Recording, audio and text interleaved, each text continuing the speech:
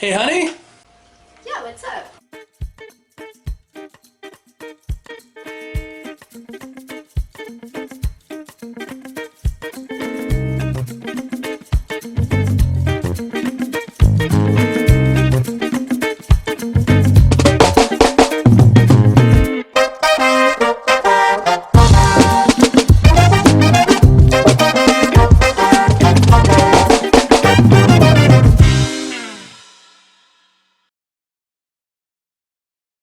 Hey, everybody. It's the Geeky Grind and your boy, the Board Barista Fan here, hanging out with you.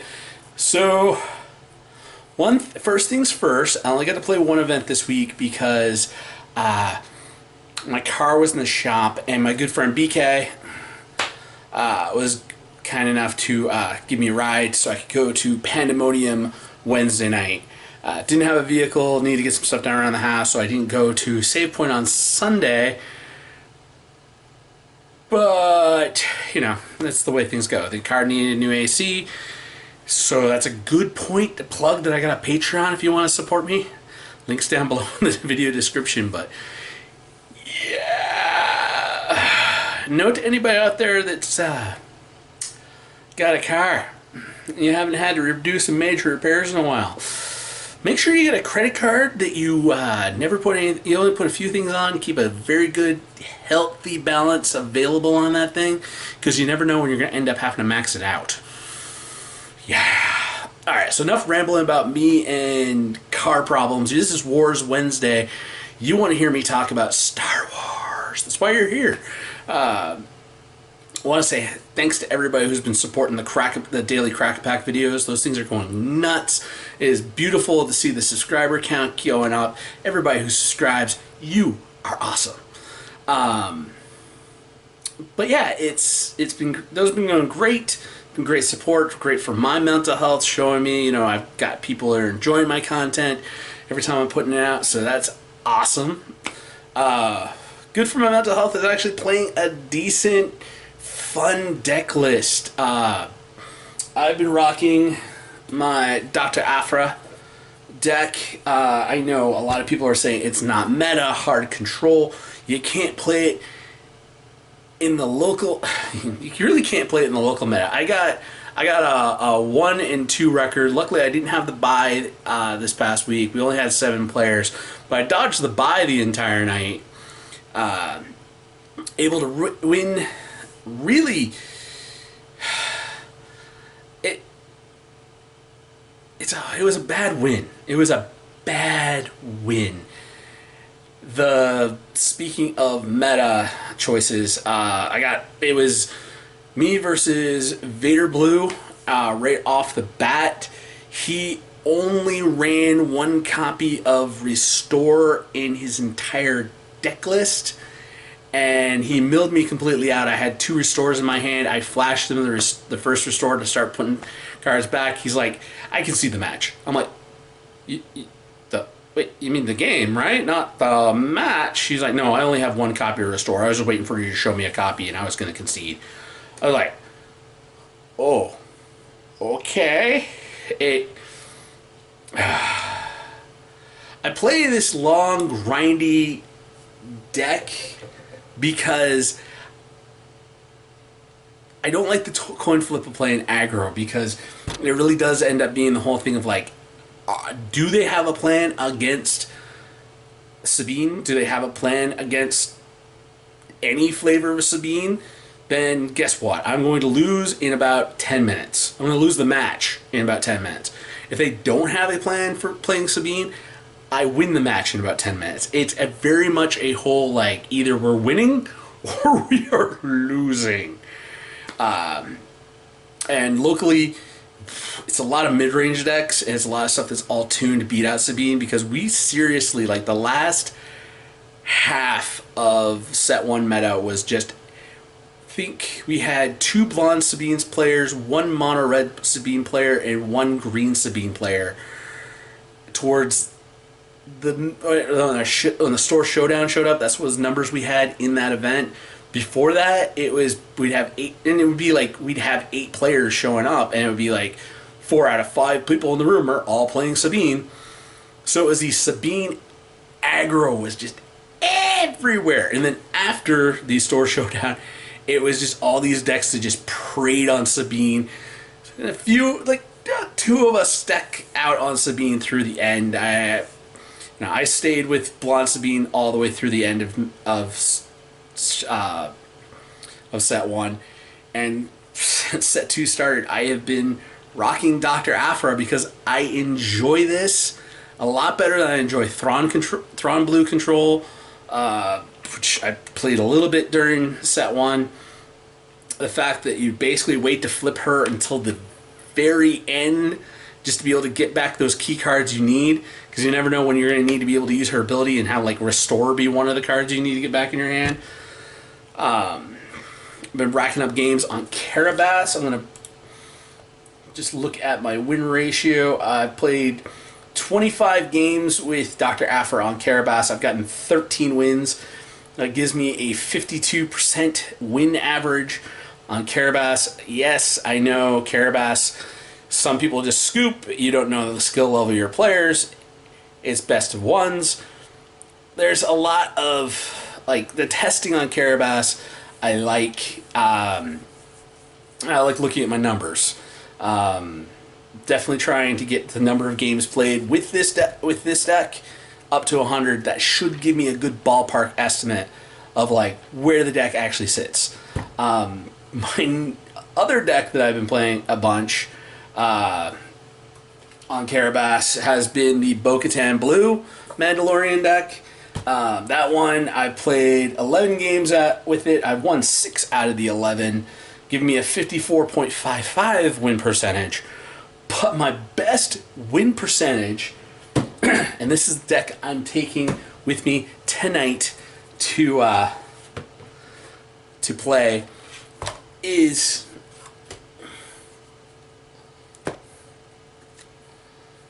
where's the leader? Where's the base? Where's the leader? Where's the base? Mixed in here? Wonderful thing is you can always turn your deck sideways.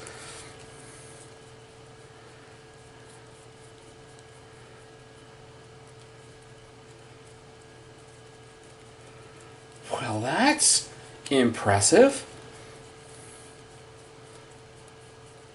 The leader and the base are nowheres to be seen. I didn't pick them up and put them somewhere else. Put them in a different deck box? No? Alright. Well, I was going to show you a copy of Young Han Solo, Han Red, and a blue base, but apparently I've put my leader and my base into a different deck box. So I gotta go find them real quick. But, yeah, so I have been playing the Han Blue deck, and I have been having copious amounts of fun with this deck. Currently sitting at, I have played 13 games with it. I have won 8 out of those 13 games. So I am sitting with a win ratio with Han Blue at 61.54 win percentage with this deck. And again, it's a coin flip deck. It is either you win or you lose. There's no real in-betweens, but it's such a gas deck that I'm having way too much fun with this deck. Because,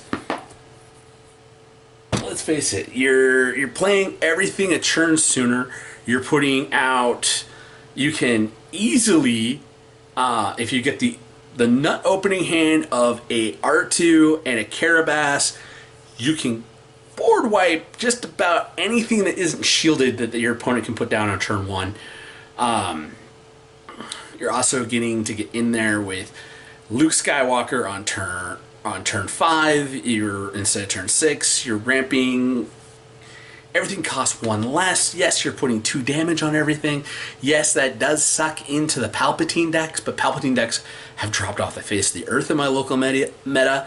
And you've got so many answers. You can just straight up kill, or they're already got to do, you know, you're gonna kill something. You're gonna take stuff out. You're gonna have a great time. By the time that they're getting to flip Palpatine, they're so far behind on the damage race. The minute you drop a redemption in space, the game is pretty much like, it goes from being like you're losing to you drop a redemption, you heal back up, you put that big ship in there in space and go, no, you can't attack my base. You gotta attack this. And like Boba Yella, I don't think I've lost a game against Boba Yella with this thing. Like, the stuff that I have lost to, okay, I have lost one game to Boba. I've lost one to Sabine. I've lost one to in the Han mirror match. I've lost to Palpatine, and I've lost to Krennic. But Grand Inquisitor, Fennec, Thrawn, Old Man Solo, and Moff Gideon.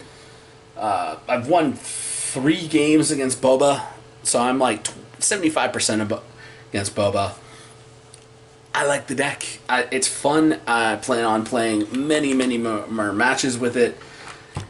Really want to get to the point where I've mastered this deck, and I feel like I'm getting to the point where I'm starting to master Dr. Aphra as well. And you know, it's keeping every, like, the only person who's actually swept me was actually Burger, was actually BK. He got me with Tarkin Red. And I was so messed up from getting like the double TIE Phantoms played on me. Playing against Garrett with his he had a Kylo Yellow deck, and he just basically dropped 2 TIE Phantoms on me, and I was holding like all the removal for anything else other than TIE Phantoms in my hand. I had 6 removal spells in hand to be able to be like, I'm going to kill anything he plays except for TIE Phantom. And yeah, so I was like holding a make an opening in fear of a TIE Phantom coming down from a deck that can't even play a TIE Phantom. It's Tarkin Red, not Tarkin Yellow.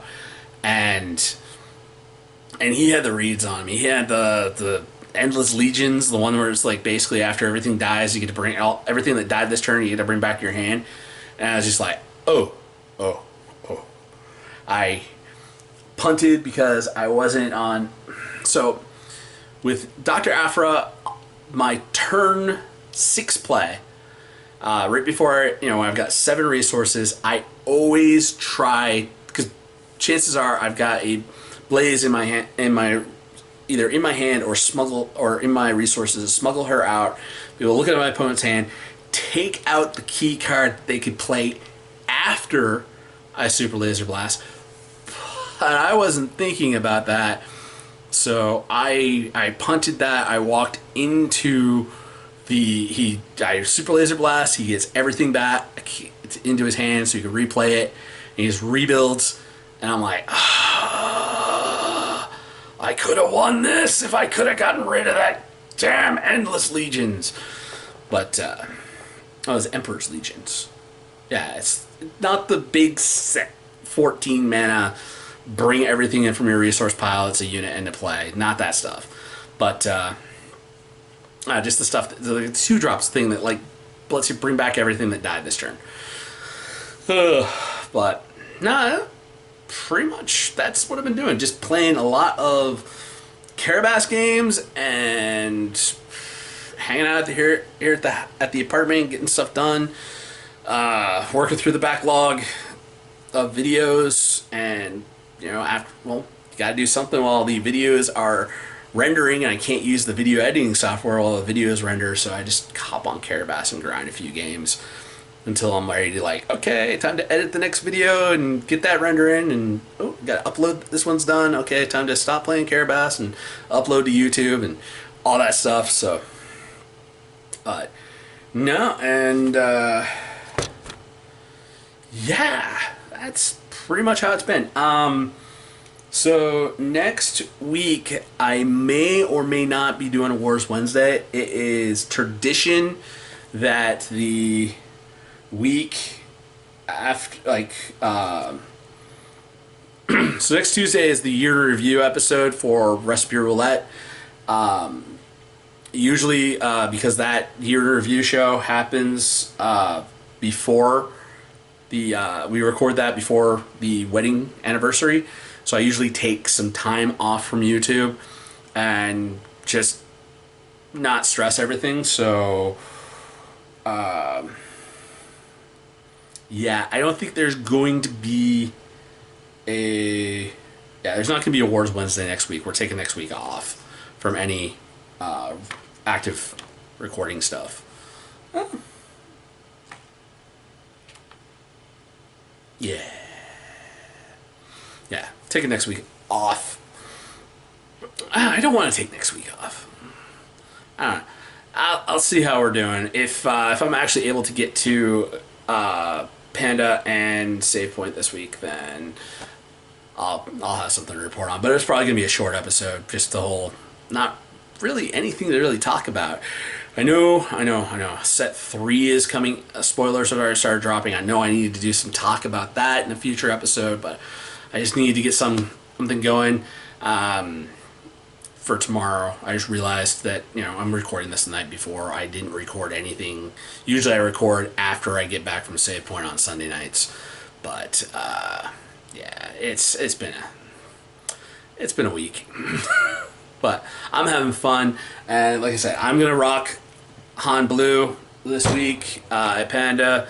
Probably if Save Point hasn't gotten any boxes in for us to draft, then I'll probably be able to have 2 tournament reports to talk about how things went. But yeah, it was a complete concession on casting a restock in round 1. It was a grind to get.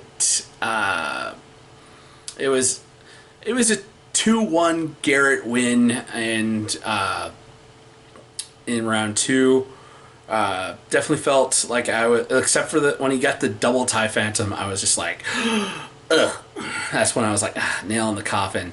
But and he made some misplays in game 1, but I'll tell you one thing: when you get to cast a Vigilance to take care of a Dr. Estevan, and then untap all 6 of your resources to cast a second Vigilance and gain yourself a good amount of life in that process, that definitely does keep you in a game.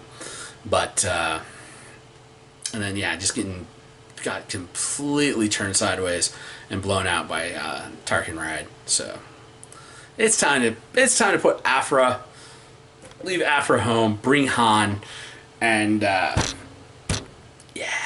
Han, Luke, Obi-Wan, Canis, R2. It's got like all the heroes in it. Some Krayt dragons. Mace Windu. But yeah, I'm having fun. I'm loving this game. And I will see you all later, because I know I'm rambling. Peace. But again, don't forget, like, share, subscribe, all those things make me happy. Give me little joys in the morning when I wake up and check my YouTube. And give me a little awesome, if you feel like you really want to support us, Patreon links down below. Peace. Hey everybody, thanks for staying till the end of the episode. Remember to like, share, subscribe. Follow us on Facebook at Board Barista Productions. And if you want to support us, Patreon link at the bottom.